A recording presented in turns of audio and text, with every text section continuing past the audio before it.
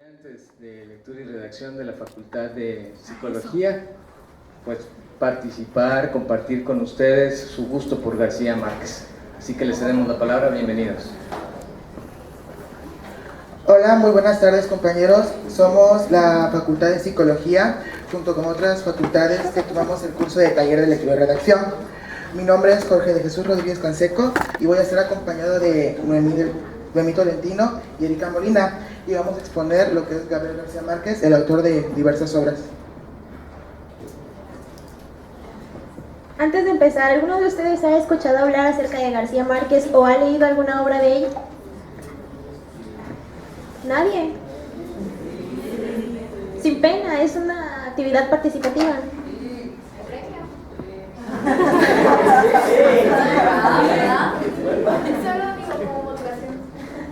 Bien, Gabriel José de la Concordia García Márquez fue un renombrado autor, novelista, cuentista, guionista, editor y periodista colombiano, nacido el 6 de marzo de 1927 a las 9 de la mañana en la ciudad de Aracataca, Colombia.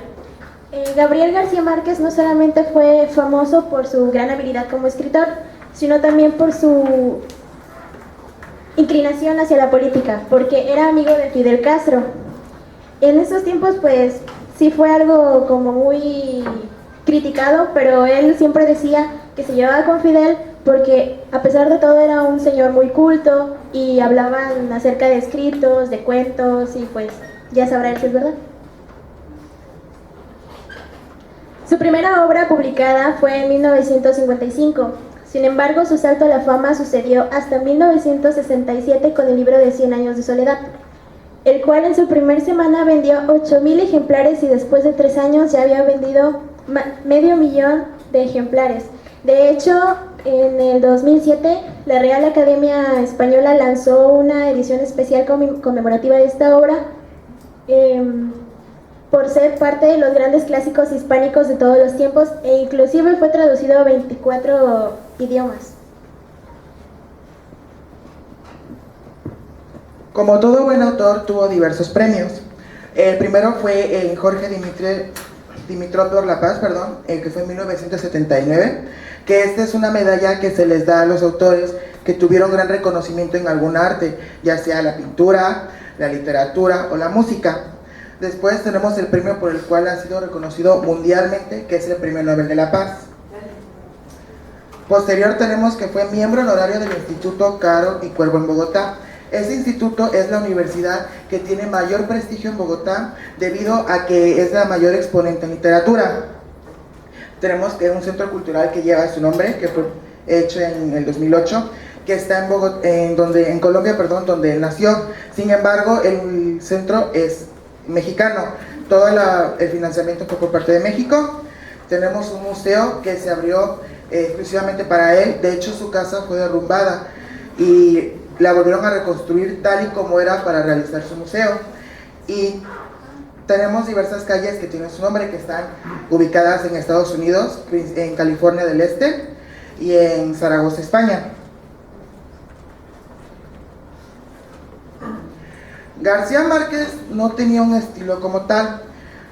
No podemos identificar que tenía un cierto tipo de escritura en concreto. Sin embargo, abordaba un tema que se llama el realismo mágico, que es tomar cierta parte de una historia que fue real, pero darle ese toque de magia y un poco fantasioso. Falleció a los 87 años en el Distrito Federal el 17 de abril del 2014. Como podrán darse cuenta, fue algo muy reciente. De hecho, a él le gustaba mucho lo que era México. Él tuvo oportunidad de irse a vivir a España, a París y a Inglaterra, pero él rechazó todas esas ofertas porque decía que le gustaba mucho convivir en México. Y en su muerte tampoco quiso irse a su país natal a morir. De hecho, el cáncer ya se lo había detectado mucho tiempo atrás, pero él continúa aquí en México. Tenemos diversas obras relevantes que él tuvo. ¿Algunos de ustedes han leído alguna de estas? ¿Cómo cuál?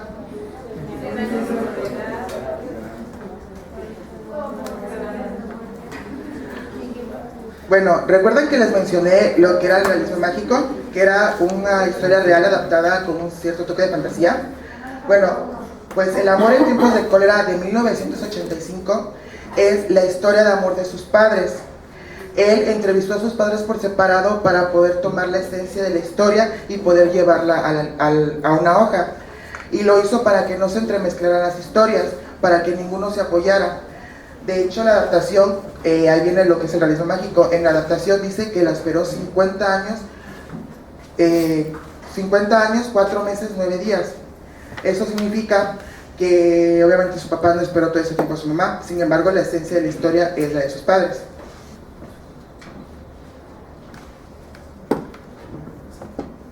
Bueno, como mencionamos, en esta ocasión vamos a hacer una pequeña dinámica acerca de la obra Crónica de una muerte anunciada. Nuestra compañera va a hacer repartición de unas fichas enumeradas y cuando nuestro compañero Ernesto López termine de leer una breve síntesis acerca de esta obra, cada uno va a fijarse en la numeración que tenga su ficha y después vamos a decirle qué van a hacer.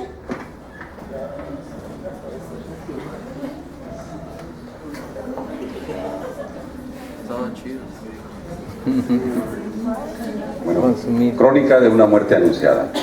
Es el relato de un asesinato por motivos de honor. El día en que lo iban a matar, a Santiago Nazar se levantó a las 5:30 de la mañana para esperar el buque en que llegaba el obispo. Santiago Nazar, tras una noche de juerga que se había prolongado hasta pasadas las 12 de la noche, para festejar el matrimonio de Ángela Vicario y Bayardo San Román, fue al puerto a recibir al obispo, que luego pasó por el río sin detenerse, bendiciendo desde el barco a quien había de esperarle. La principal preocupación de Santiago era la cantidad de dinero que se gastó Bayardo en la fiesta para celebrar el matrimonio con Ángela.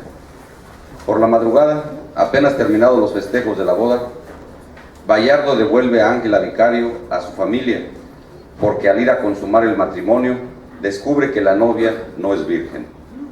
Ángela confiesa a sus hermanos que fue Santiago Nazar el que se aprovechó de ella, posiblemente pensando que sus hermanos no se atreverían contra un rico.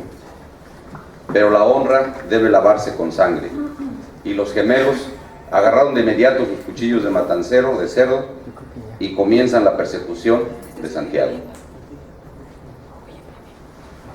Ahora pueden revisar sus papelitos. Quien tenga el número 1, levante la mano. ¿Puedes levantarte y leer lo que dice tu ficha, por favor?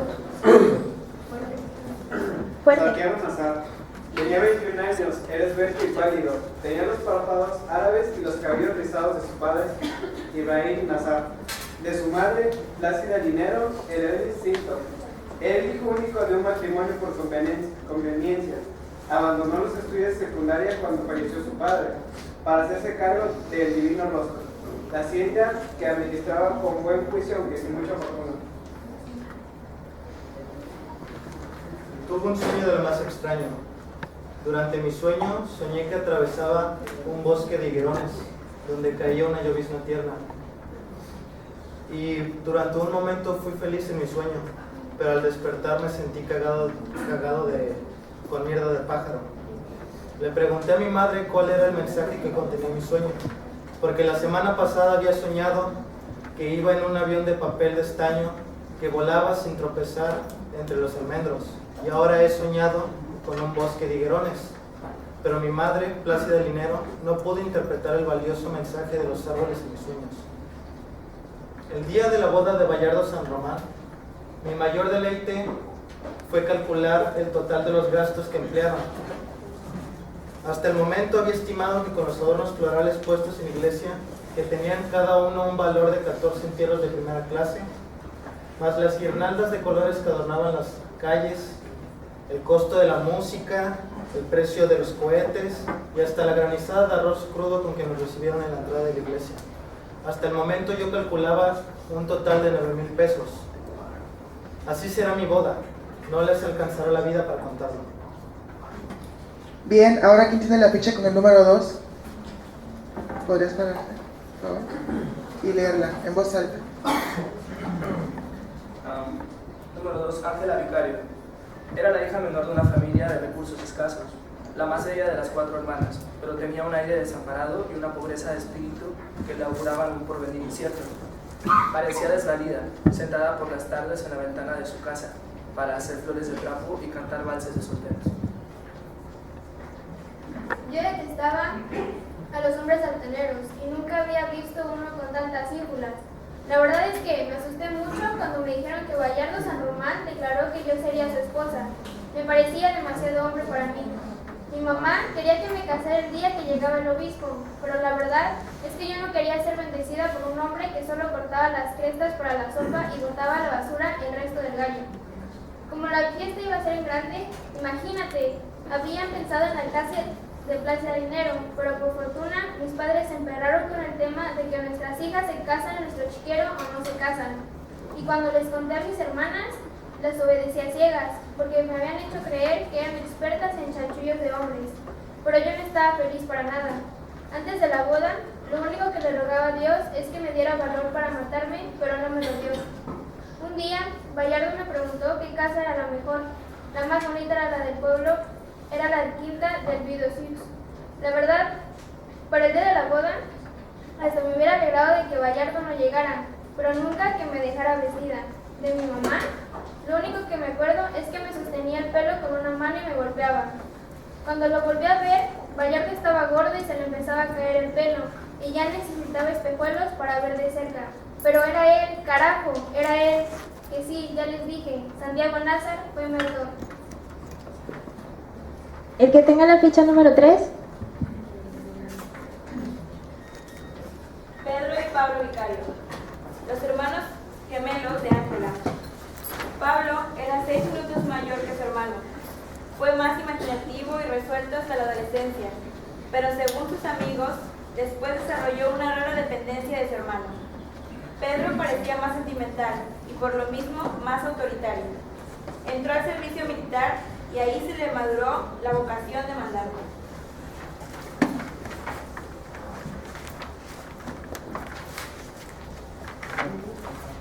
Mi hermana nunca olvidó el horror de aquella noche en que toda la familia, reunidos en la sala de la casa, le impusieron la obligación de casarse con un hombre que apenas había visto.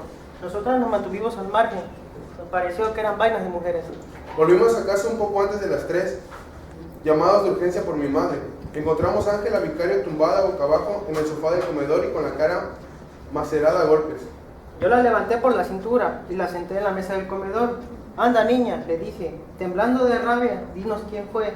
Ella contestó, Santiago Nazar. Ahí tomé la decisión de matarlo. Yo estuve de acuerdo. Escogí 2 de los mejores cuchillos que teníamos y lo fuimos a afilar al mercado. Nos vio Faustino Santos y se le hizo extraño porque por lo regular solo vamos los viernes y más tarde. Vamos a matar a Santiago Nazar, le dije. Él sabe por qué. Entramos a las 4:10 de la mañana a la tienda de Clotilde. Era el único lugar abierto. Tarde o temprano tenía que salir por ahí. Le preguntamos a ella si había visto la luz de la ventana de la casa de Santiago y nos preguntó si le había pasado algo. Yo le contesté, nada, nomás que lo andamos buscando para matarlo. A más de 12 personas que fueron a comprar leche les contamos que mataríamos a Santiago. Después, el coronel Aponte nos vio en la tienda, nos quitó los cuchillos y nos mandó a dormir. Nosotros no hicimos caso y fuimos por otros cuchillos. Yo tomé uno con una hoja oxidada, pero dura, de 12 pulgadas, y regresamos a la tienda de Clotilde. Cuando todo acabó, ambos estábamos exhaustos por el trabajo bárbaro de la muerte, y teníamos la ropa, los brazos empapados y la cara embadurnada de sudor y todavía de sangre viva. Nos fuimos a la casa cural a escondernos de los árabes que nos perseguían. Allí le dije al padre Amador, lo matamos a conciencia, pero somos inocentes. El padre nos dijo, tal vez ante Dios, pero yo le respondí, ante Dios y ante los hombres fue un asunto de honor. Bien, ahora se pone de pie que tiene la ficha número 4, por favor. Bayardo San Román, ingeniero de trenes que andaba en los 30 años, pero bien escondidos, pues tenía una cintura angosta de novillero y la piel cocinada a fuego lento por el salitre. Todo el mundo decía que era encantador, le gustaban las fiestas miedosas y largas, era de buen beber, separador de pleitos y enemigo de juegos de mano. Debió casarse con la ilusión de comprar la felicidad con el peso descomunal de su poder y su fortuna, pues cuando hacía los planes de la fiesta se le ocurrían ideas de delirio. Vi por primera vez a Ángela Vicario en las fiestas patrias del mes de octubre. en una verbena de caridad. Era ella la encargada de cantar las rifas. En cuanto llegué, fui derecho al mostrador que ella atendía y le pregunté cuánto costaba la ortofónica con incrustaciones de nácar.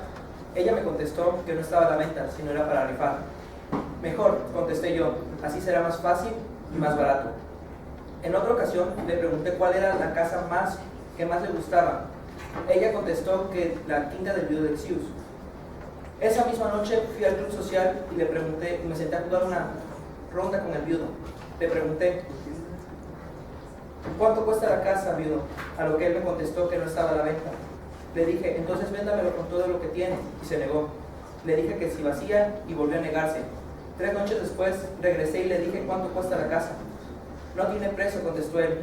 Yo le dije, muy bien, entonces permítame 5 minutos. Pasados los 5 minutos volví y con 10 gavillas de billetes de 1000 con bandas impresas del Banco del Estado. En la boda, Santiago Nazar me dijo que calculaba que hasta ese momento costaba alrededor de unos 9,000 pesos. Yo contesté que casi, pero que estábamos empezando. Al final sería más o menos el doble. Cuando partíamos rumbo a la casa del viudo de Xius, en nuestro automóvil fui reventando cohetes, tomando aguardiente de las botellas que me tendía la muchedumbre y me bajé del auto con mi esposa para meternos en la rueda de la campiana. Les ordené que siguieran bailando a mi cuenta hasta donde les alcanzara la vida. Cuando llegué en la noche a la casa de la familia Vicario, toqué 3 veces muy despacio. Tenía a Ángela sujeta del brazo. Cuando su madre abrió la puerta y le empujé a la luz, ella dio un grito aterrador. Yo no entré, solo besé a cura Vicario en la mejilla y le dije, gracias madre, por todo. Usted es una santa. Quien tenga la ficha número 5. Clotilde Armenta era la dueña de una tienda de leche ubicada a un costado de la iglesia, esposa de don Rogelio de la Flor. Ella procuró por varios medios hacerle saber lo que le esperaba. Cuando vi por primera vez a Santiago Nazar en El Resplandor del Alba, tuve la impresión de que estaba vestido de aluminio, ya que parecía un fantasma. Cuando Santiago Nazar iba saliendo de su casa, los hermanos Vicario tomaron un rollo de periódico y se levantaron. Yo les dije, por el amor de Dios, déjenlo para después, por respeto al señor obispo. Reflexionaron y solo lo miraron con lástima mientras Santiago cruzaba por la plaza. Por ello, me encargaré de avisarle al padre Amador con la novicia de servicio que viene a comprarme leche para las monjas. Los hermanos Vicario se encargaron de divulgar lo que querían hacer con Santiago a más de 12 personas que vinieron a comprar mi leche. Me pareció imposible que en la casa de enfrente no supieran nada.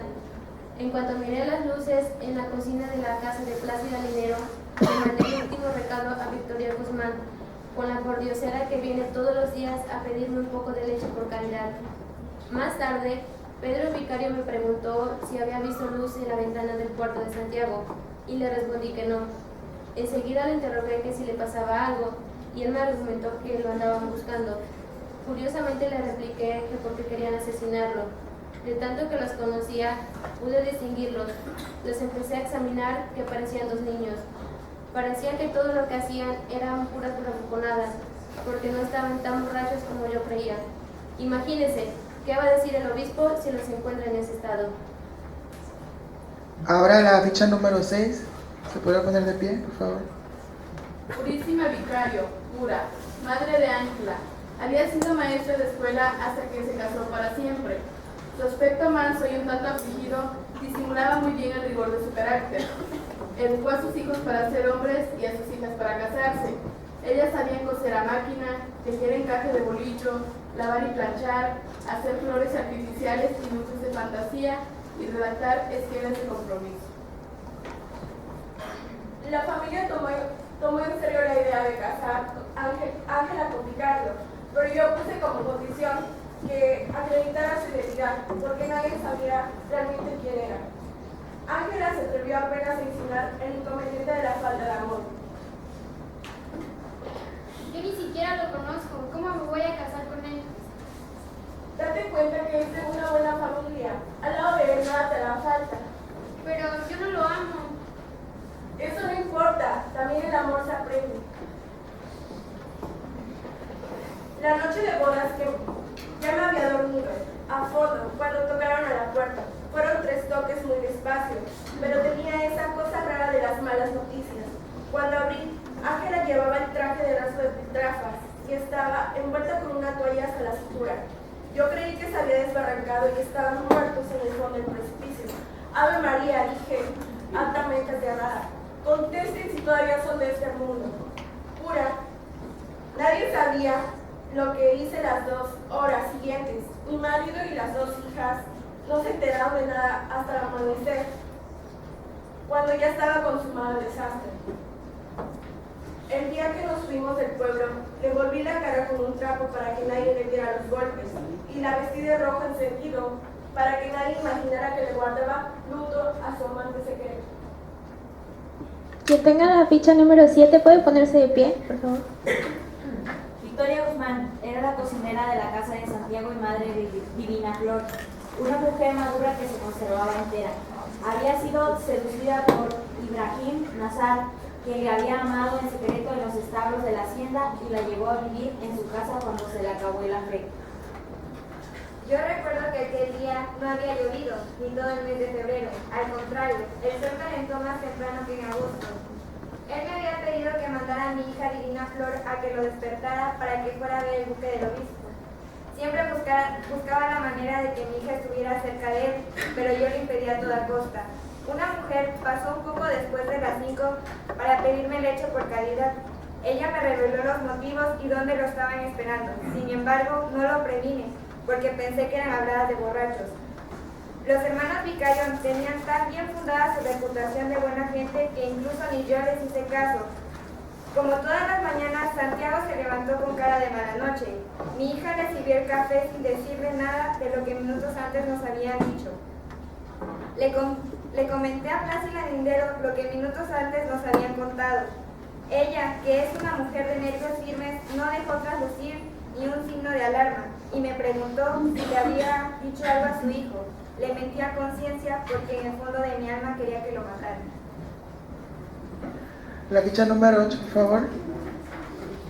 Divina Flor, hija de Victoria Guzmán, una niña montaraz que parecía sofocada por el ímpetu de las glándulas.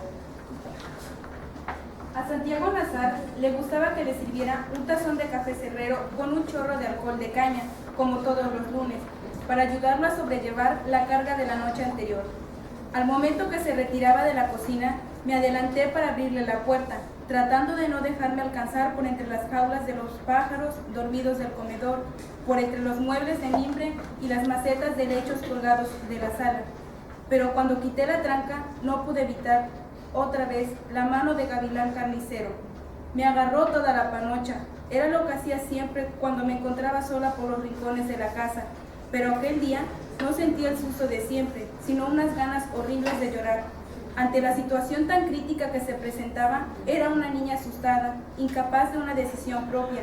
Me asustó mucho más cuando él me agarró por la muñeca, con una mano helada y pétrea, como la de un muerto.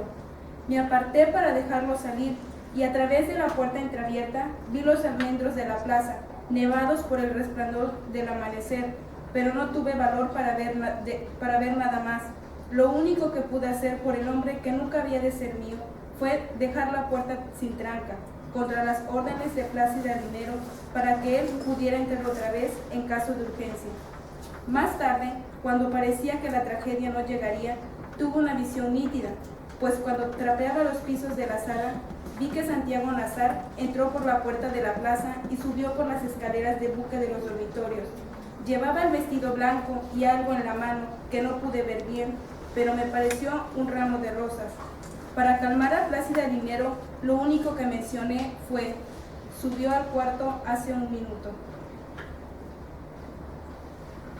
Quien tenga la ficha número 9 puede levantarse, por favor. Flora Inaí Miguel. Flora es la novia de Santiago Nazar, que ya no se cocinaba en 2 aguas, pero se mantenía como una rosa. Ella carecía de gracia y de juicio, aunque tenía todo lo que una mujer podría desear. Era la hija de Nair Miguel, el varón sabio de la comunidad árabe, quien se había puesto de acuerdo con Ibrahim para casarla con Santiago. Siempre que pasaba por mi casa, raspaba la tela metálica de las ventanas. Aquel lunes yo lo esperaba en la sala con un cofre de cartas que Santiago escribía para mí. Ya estaba enterada de lo que había sucedido con Ángela Vicario y no estaba tan feliz. Toma tus cartas falsas. Ojalá que te maten.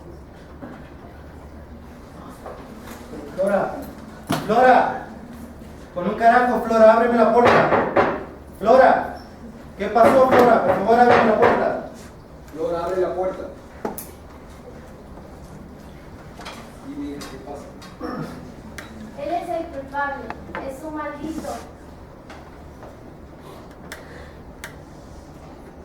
Él deshonró a Ángela Vicario, por eso Bayardo San Román la devolvió. Y ahora los hermanos Vicario lo van a matar. Está bien, hablaré con él. Santiago, ¿sabías que los hermanos Vicario están buscando para matarte? No sabrás si ellos tienen razón o no, pero en todo caso no te quedas sino dos caminos. Te escondes aquí que es tu casa o sales con mi rifle. Pero no entiendo un carajo. No entiendo por qué los hermanos Vicario quieren matarme. Siento como si mi sangre fluyera y se escapara de mis venas. ¿Por qué coño querían matarme?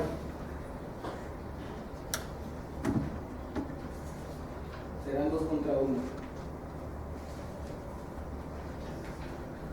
Bravo.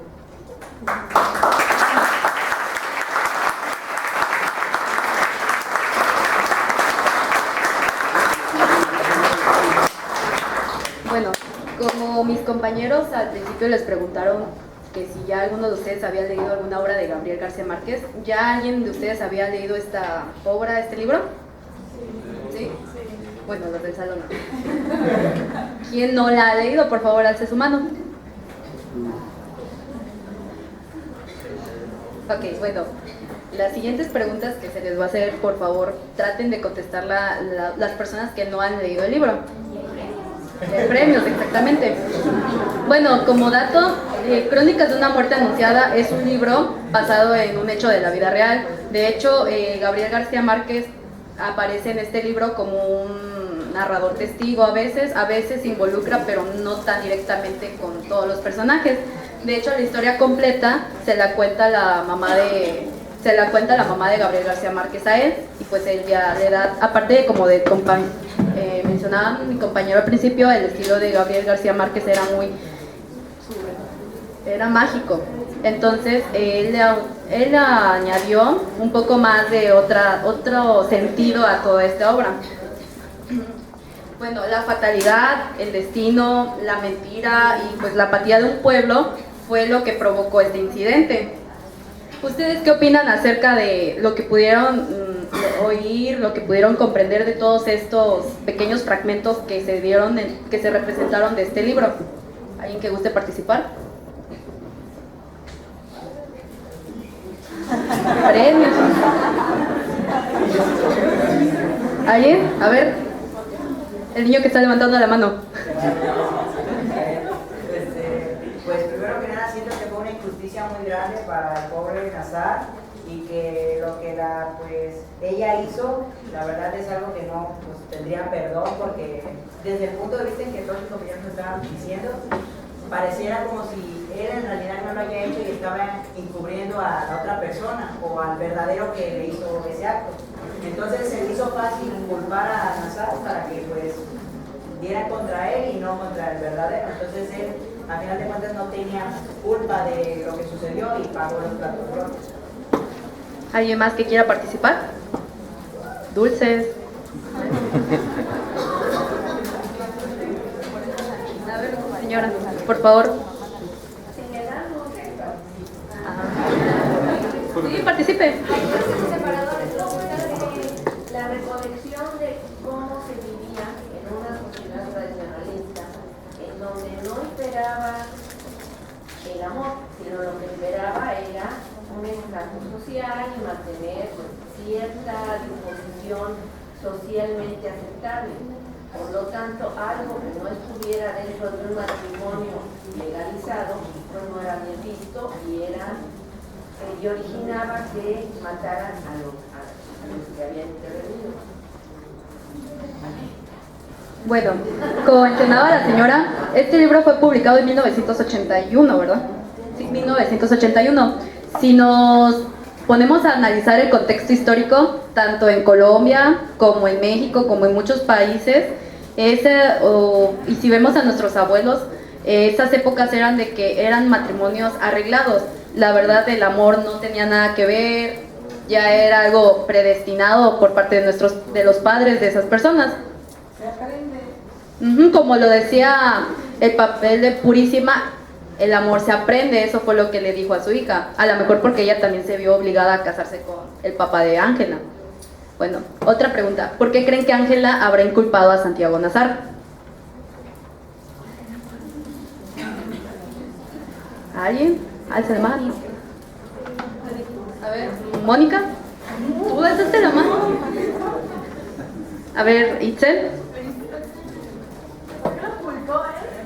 Por motivo de que ella tal vez pensó que como él era rico y conocido, pues no le iban a hacer nada realmente, pero no fue así, pues de que los hermanos, su honor fue más fuerte que el estatus social. ¿Roxana? Lo hizo porque nunca creyó que en verdad se atrevieran a matarlo y por sufrir a la persona. Ok. Bueno, ¿qué papel creen que la virginidad juega en este libro?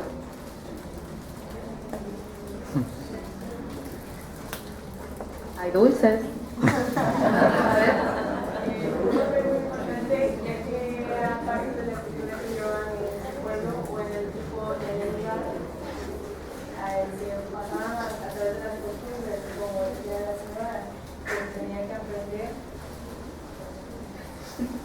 Ok, ¿alguien más? ¿Alguien más que quiera opinar algo diferente, similar? Pues es que era lo que le cuidaba la mamá, ¿no? La virginidad y lo que los hermanos defendían, o sea que tenía un papel muy importante en la historia, en el contexto. Sí, también usted participa. Bueno, como lo pudimos ver, la virginidad, como una parte del relato decía que Purísima Vicario había enseñado a sus hijas para que aprendieran a casarse.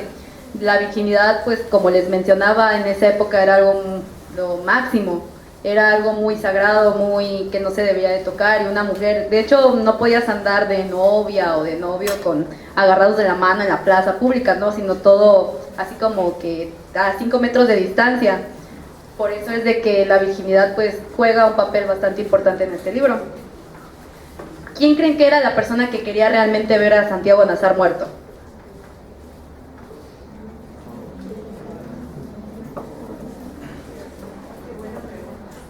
¿Verdad que sí? No hay, ajá, exacto, no hay una buena mala. Ahí se va a ver la tensión, ¿eh?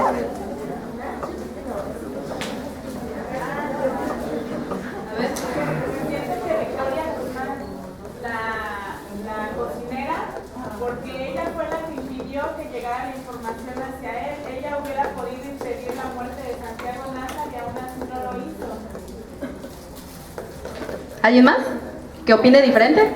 A ver, señor. Yo quisiera preguntarle, Gracias. Dentro del trabajo de García Márquez, ¿por qué esta novela sale del contexto de todos sus trabajos? ¿Y por qué la consideran ustedes tan importante?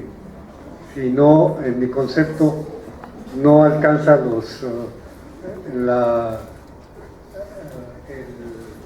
el grado que alcanzó en Hojarasca, por ejemplo, o en 100 años de soledad, nada más por citar dos. ¿Cuál es la importancia de esta obra que parece que se olvida del realismo mágico?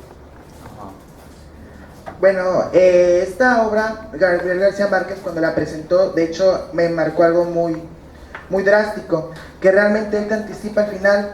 Tú cuando inicias la novela, en las 3 primeras palabras te dice cuando iba a morir. Tú bien sabías que el final de la historia, aún sin haber ido hasta el final, lo que le buscaba García Márquez con esta novela era envolverte no por el final, sino por el contexto, en el por qué se realizaron este tipo de eventos. ¿Por qué murió? Nunca te dice el por qué, te dice que murió. Eso es lo que él busca, envolverte en esa lectura para tú descubrir eso. Sí, yo quisiera complementar, la novela la escogí yo. Yo soy la maestra de los chicos, entonces yo la escogí realmente porque me pareció que era una novela ligera, que es una novela corta, que podíamos trabajarla durante 2 o 3 meses, 2 meses a lo más en el salón de clase, no porque le atribuyéramos pues un valor distinto al del resto de sus novelas. Realmente fue una selección con el propósito de iniciar la lectura, sobre todo en algunos jóvenes que quizás no habían tenido oportunidad de acercarse a obras como esta.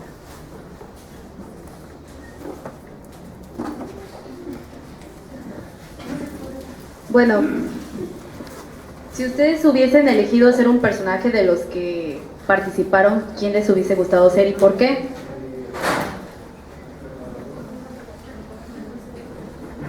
¿Alguien?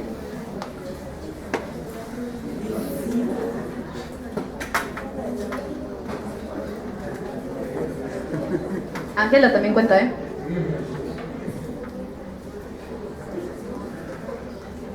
¿No? ¿Nadie? ¿No quieren dulces?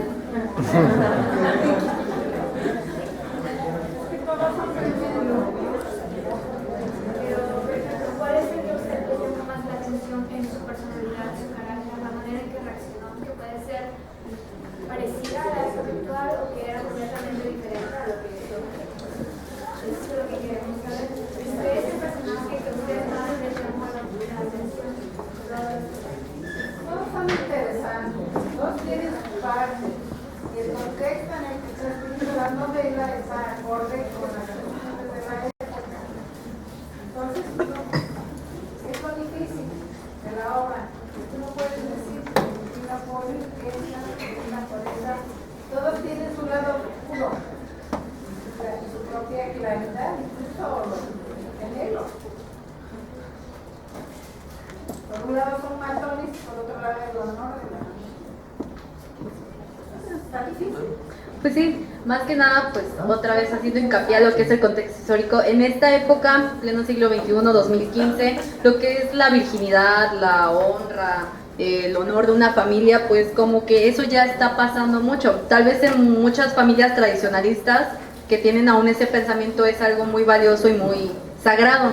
Sin embargo, pues a lo mejor en la lectura de este libro hacen mucho hincapié a todo ese contexto. A lo mejor es lo que eso influye mucho al comportamiento de los hermanos vicarios al ser los varones de la familia, porque si vemos bien, los varones en las familias antiguas o tradicionalistas son los pilares también de la casa junto con el padre, y ellos tienen el deber de proteger a la familia, del deber de proteger a las hermanas, del deber de proteger a la mamá, del deber de pues introducir dinero a la casa. Por eso los hermanos Vicario tratan de matar a Santiago Nazar para lavar, entre comillas, esa honra perdida, porque como bien decían, no sé si escucharon que en una de las fichas decía que fue un juicio por honor, algo muy personal.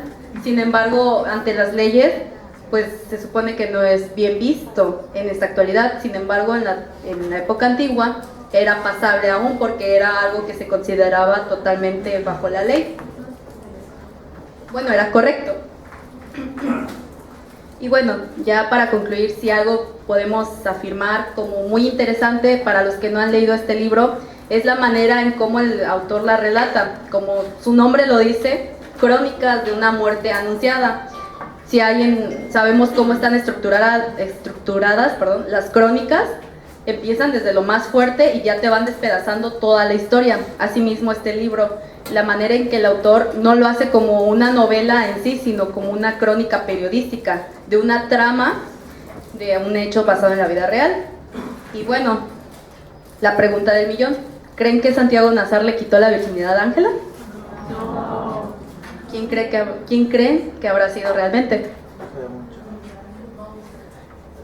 Lean el libro. Ese es nuestro propósito, a hacerlos que lean este libro, no por una obligación, sino por un pasatiempo para fomentar la lectura. Y bueno, esto es todo. Pues les agradecemos mucho que hayan asistido, que nos hayan puesto atención, a nombre de todo el grupo de lectura y redacción. Muchas gracias.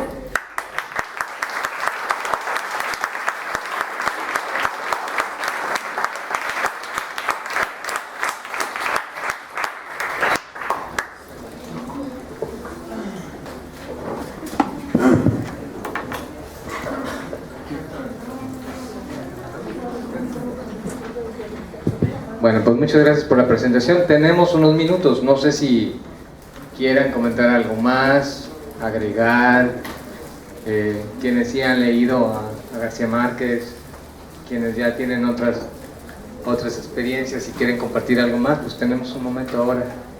Adelante, Sara, te paso el micro.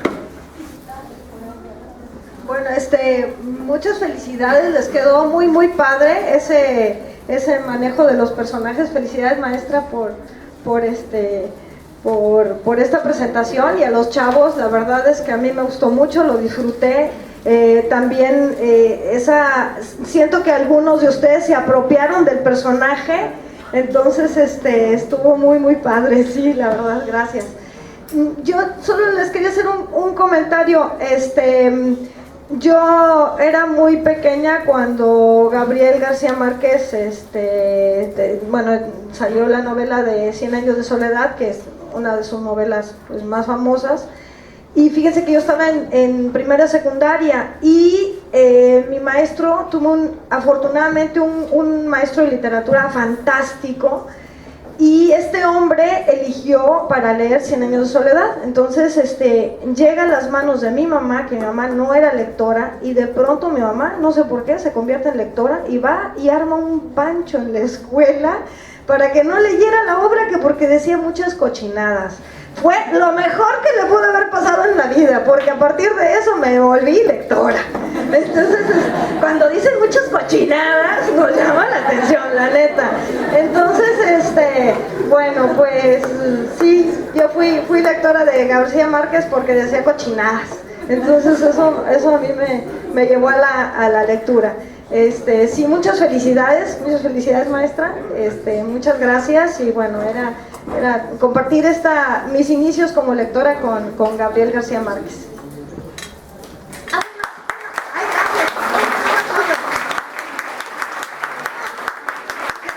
Ya me soltaste el micrófono. No, es que ¿qué creen? Que tengo una anécdota bien padre, ¿se lo dejo?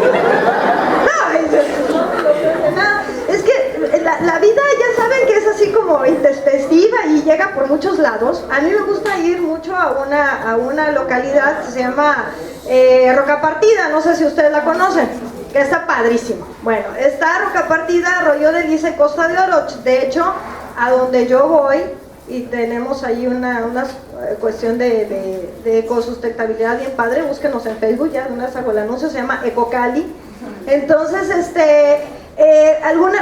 voy seguido allá, y uno de esos días estábamos por ya regresar a Veracruz, y había otras personas por ahí comiendo en estos pequeños lugares que hay, bueno, ya saben, picadas y gordas y todo eso. Y estaba una señora que ya se iba muy apurada, pero me la presenta el dueño del changarrito, que es amigo muy querido, y me dice, mire, ellos siempre vienen de México cada año y tal y tal. Pues yo no sé por qué o cómo, ya saben cómo son la vida y cómo se entretejen las cuestiones. Resulta que esta mujer es la enfermera de Gabriel García Márquez. Bueno, ya saben, yo casi me desmayo, me hago pipí, yo, ay, no, digo, la neta, los que nos gusta leer, ustedes sus ídolos, ¿no? Que aquí sus ídolos, ¿no? Entonces, bueno, sí, aunque se ofendan algunos que no son lectores de Gabriel García Márquez, sí, lo que quieras, no importa. Entonces resulta que, bueno, pues fue una cosa padrísima, porque le dije, no importa, tú llégale y cuéntale que en el lugar más remoto conociste una lectora de él y tal, sí, ya. Y bueno, se tenía que ir porque él estaba bastante delicado de salud, y esto ya tenía más de un año, ¿no? Y decía que ella no salía, que porque pues él requería sus servicios, y yo siento que ella era una mujer muy, muy noble y muy generosa, entonces que estaba siempre ahí al pendiente. Bueno, pues esa fue mi anécdota. Ahí la quería presumir luego, ¿no? Ya saben, así es uno, luego. Bueno, muchas gracias, muchas felicidades.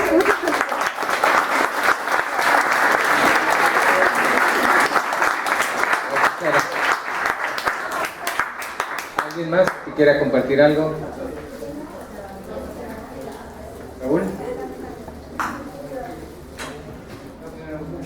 No, yo nada más quería aclarar que el mérito es de los muchachos. Yo nada más llevé la novela y ellos se organizaron.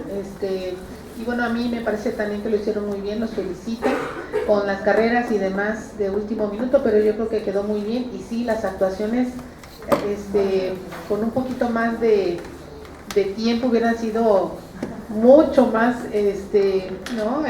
ricas. Ajá, estuvo bien, muy bien. Y bueno, y Jorge se toma la molestia de buscar fotos de una película y ya nos dará su propia opinión sobre la película.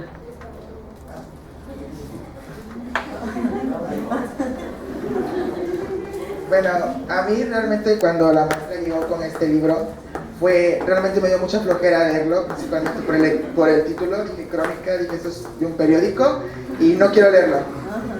Y en lo personal, por ejemplo, a mí no me gusta leer en virtual. Yo amo los físicos y por X o Y encontré el libro en físico y empecé a leerlo. Lo terminé en 3 días. Fue una lectura realmente muy intensa la que hice porque me gustó mucho el libro, me enganchó a la primera. Está un poco complicado lo que es el lenguaje porque es muy regional, pero está muy padre la novela. Y entre búsqueda y búsqueda descubrí que tenía una película y decidí verla, pero realmente no se acerca a lo más mínimo de lo que es la novela en sí. Tiene la esencia, pero no la desarrollan bien. De hecho, hasta la que con la maestra y le dije que vi la película y no me gustó, que para mí fue un desastre de película, y ella compartió mi opinión y decía que igual Gabriel García Márquez dijo que había sido la peor adaptación de una novela que había visto en su vida.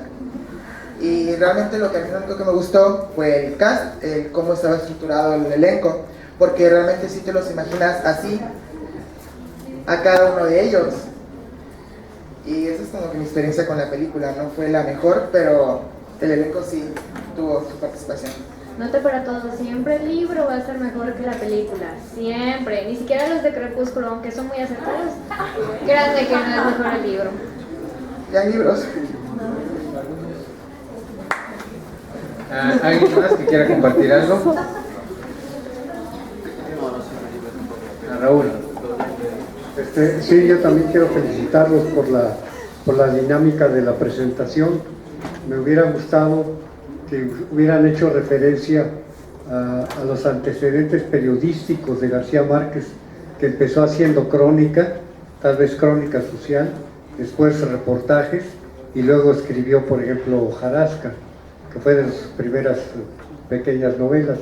Entonces es importante esta novela porque García Márquez retrocede mentalmente a sus inicios como reportero, independientemente de la calidad o no, muy buena o mala, de la novela. Y él intenta una técnica que no es nueva, de empezar a contar una historia cuyo final ya se sabe, cuyo final todos los lectores ya saben qué va a pasar, pero él trata de explicar a manera de reportaje, a manera de crónica, por qué es ese desenlace. Yo creo que ese es el aspecto que hay que analizar literalmente. Gracias.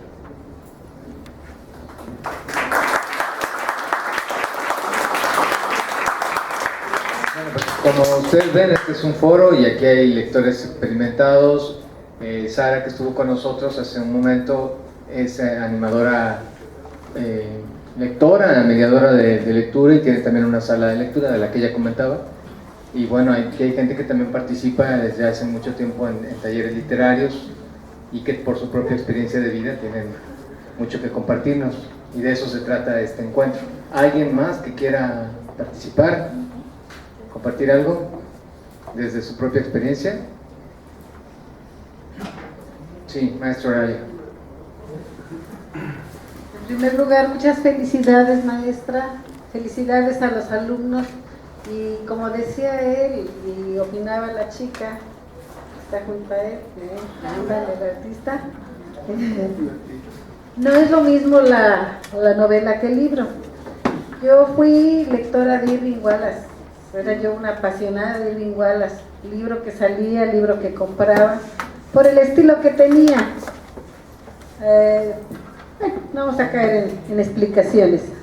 Cuando yo leí Los 7 minutos, me fascinó. Y luego la vi en el cine, y empezando porque me cambiaron al fiscal por una mujer. En la novela era varón y aquí era mujer. Entonces ya desde ahí ya era un desastre. Y por otro lado los felicito porque sí se apropiaron de la novela.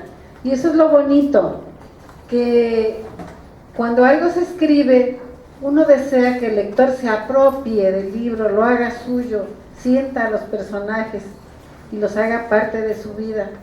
Ese es el éxito de una buena novela. Y los felicito por leer buenas novelas.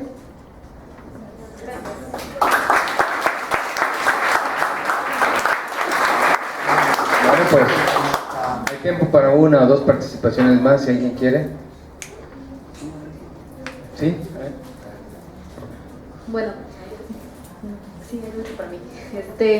Bueno, el propósito de nuestra presentación no es tan solo que lean el libro de Gabriel García Márquez o que lean solo a Gabriel García Márquez, sino fomentar la lectura, ya que pues muchos de nosotros que estamos en la universidad tenemos que leer textos todos los días, hacer investigaciones, buscar, aprendernos cosas, pero darnos ese tiempo de poder buscar una lectura que nos agrade, del autor que sea, el género que sea, porque a veces cuando estamos tristes, felices o lo que sea, a veces escuchamos canciones, no sé si les ha pasado, y se identifica, oh, esta letra es mía, me está pasando esto, exactamente, eso es lo que yo tengo, lo que yo siento. Asimismo con la lectura sucede, y más en la lectura nos da ese pie a imaginarnos y tal vez ponernos en la situación del protagonista o la protagonista, ponernos en ese lugar y darnos a imaginar cómo sería el personaje, así de, ay, si yo viviera en esa época o si yo estuviera haciendo esto,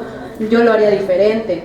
Entonces, más que nada nuestro propósito pues es de seguir fomentando la lectura, como les digo, de cualquier género, cualquier escritor, pero leer, ya sea virtual, algunos tal vez les molesta, otros en físico, pero leer más que nada, porque leer nos ayuda a tener una mejor cultura, un mejor léxico también, porque a veces en la lectura encontramos palabritas que decimos, wow, ¿qué es esto? ¿No? Y ya luego usamos esa palabrita para todas las cosas que decimos en todo el día, y más que nada es eso.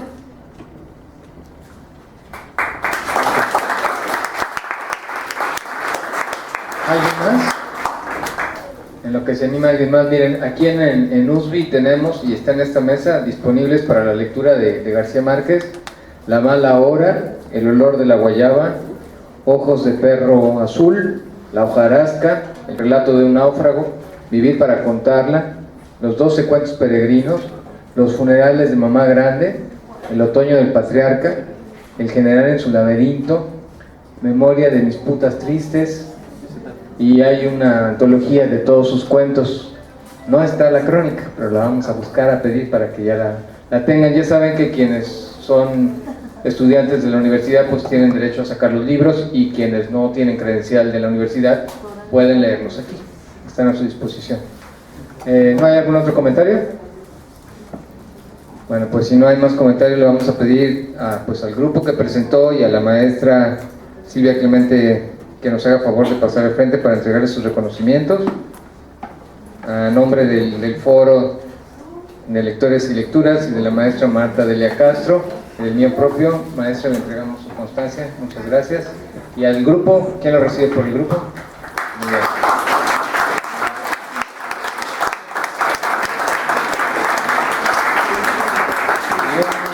Un cartel de recuerdo también para todos ustedes.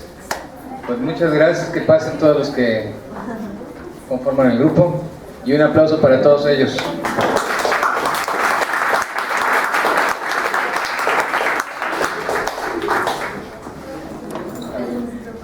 Bueno, pues muchas gracias.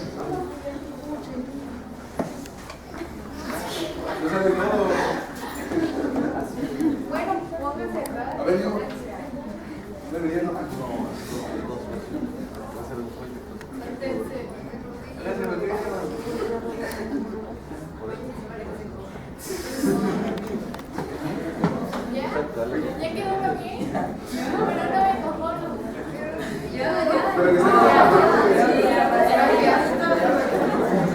Sí. Les aprovecho para comentarles que todos los miércoles tenemos tenemos ciclos de cine de autor aquí en el campus Mocambo. Estamos cerrando el ciclo dedicado a Kieslowski. Mañana vamos a presentar Rojo en la sala de videoconferencias de Vicerrectoría, ya la última película de este director, de este autor polaco, de la trilogía Azul, Blanco, Rojo. Vamos a cerrar con Rojo. Y también todos los martes, como ustedes saben, en este mismo horario seguimos con las presentaciones de lectores y lectoras. Muchas gracias y me quedo con el grupo de promotores de lectura. A los demás, muchísimas gracias por su presencia.